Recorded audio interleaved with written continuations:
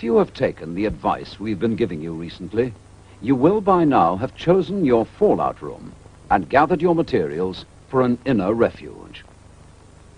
The time has now come to make everything ready for you and your family in case an air attack happens.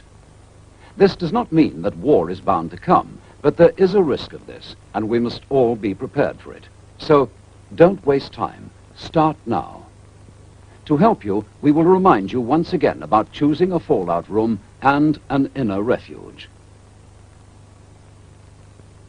First, choosing a fallout room.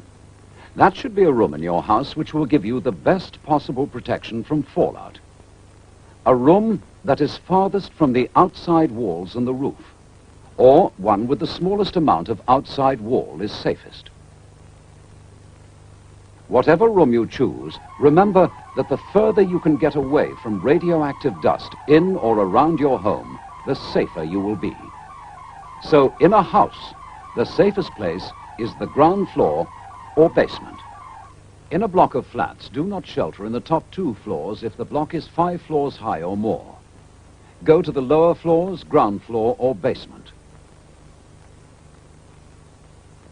The central corridors will give good protection. If you live in a bungalow or similar one-story home, it will not give you much protection. If you cannot make alternative arrangements, choose the safest place, which is a space farthest from the roof and outside walls. And now a reminder about your inner refuge. We have told you that your fallout room should be the safest place in your home. Even this is sometimes not safe enough, however, particularly for the first 2 days and nights after an attack, when the danger from radiation could be critical. So you need, inside your fallout room, an inner refuge, a fortified area to give you greater protection during the worst of the attack. The inner refuge should be thickly lined with dense materials to resist radiation, away from outside walls if possible. Now for its construction. Make a lean-to with wood, resting against an inside wall. Use boards or doors taken from their hinges. Stop them slipping down the wall by nailing a strip of wood to the floor like this. Cover them with dense material and fix some rope around it so that it won't slip. Partly close the open ends, leaving an easy way in and out of your refuge like this. Another good place for a refuge is a cupboard under the stairs. Reinforce the stairs and the side like this.